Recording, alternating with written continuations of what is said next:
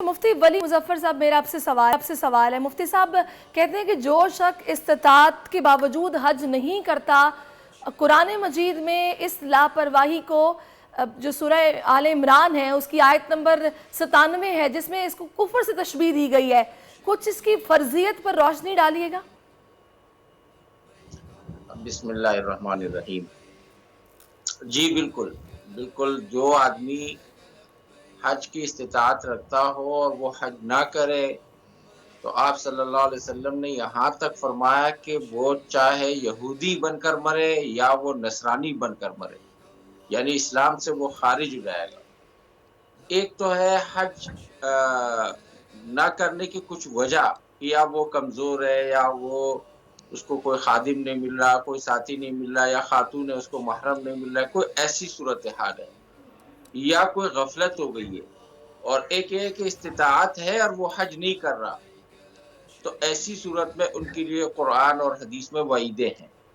چونکہ حج اسلام کے 5 ارکان، جن 5 ارکان پر اسلام کی بنیاد قائم ہے، صحیح بخاری کی پہلی روایت ہے کہ بنی الاسلام علی 5، کہ اسلام کی بنیاد رکھی گئی ہے 5 چیزوں پر: شہادت اللہ الہ الا اللہ یعنی لا الہ الا اللہ توحید پر، و اقام الصلاۃ نماز، و ایتاء الزکات زکات، و صوم رمضان رمضان کا روزہ، و حج البیت من استطاع الیہ سبیلا، اور اسی طرح بیت اللہ کا حج لیکن جو استطاعت رکھتا ہو. اور جس کو استطاعت کسی بھی طریقے سے مل گئی، کسی نے اس کو نفلی حج کرانا تھا، یا کسی بھی طریقے سے وہ حرمین پہنچ گیا، یا کوئی اپنی ڈیوٹی پر پہنچ گیا، یا کسی خدام الحجاج میں چلے گئے، یا وہاں مزدوری کے لیے چلے گئے، تو ان کو راستہ مل گیا اور انہوں نے حج کر لیا تو اس کا فرض حج ادا ہو گیا. تو یہ حج جو ہے یہ اسلام کے بنیادی ارکان میں سے ایک رکن ہے، 5 ارکان میں سے. یہ اس طرح کی چیز ہے جیسے آپ صلی اللہ علیہ وسلم کی وفات اور آپ کی وصال کے بعد کچھ لوگوں نے زکوٰۃ دینے سے انکار کیا تھا، تو حضرت ابوبکر صدیق رضی اللہ تعالیٰ عنہ آپ کے خلیفہ بلا فصل تھے، آپ نے ان کے خلاف جہاد کا اعلان کر دیا تھا، اور آپ نے اس عمل کو ارتداد قرار دیا تھا کہ یہ لوگ مرتد ہو چکے ہیں.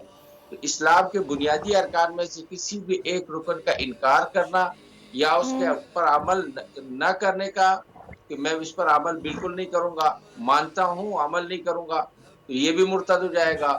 اور یا اس طرح کہ وہ اس کو مانتا ہی نہیں ہے تو یہ بھی مرتد ہو جائے گا.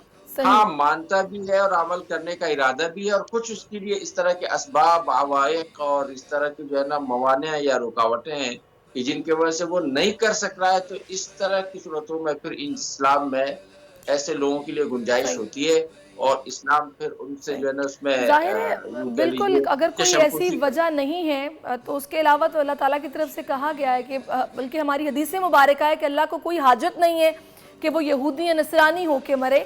تو حج کی اگر آپ استطاعت رکھتے ہیں تو آپ کو لازمی کرنا چاہیے. تو کی جانے یار امیرہ روٹی بندہ کھا جاندی ہے. یونان میں کشتی الٹنے کا المناک حادثہ. اداس آنکھیں، چہروں پر مایوسی، دلوں میں اب بھی پیاروں کے بچ جانے کی آس.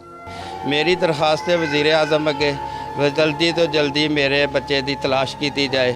غم کی اس گھڑی میں بول رہا اپنوں کے ساتھ، صحافتی فرائض کو نبھاتے ہوئے پہنچائی ہر خبر عوام تک. اور یونان میں مہاجرین کے جہاز کو حادثے کے بعد اب ریسکیو آپریشن ختم ہو چکا ہے.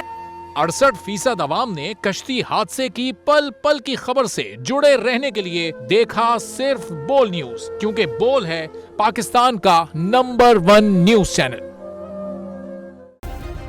سبسکرائب کریں اور بیل دبائیں تاکہ کوئی خبر رہ نہ جائے.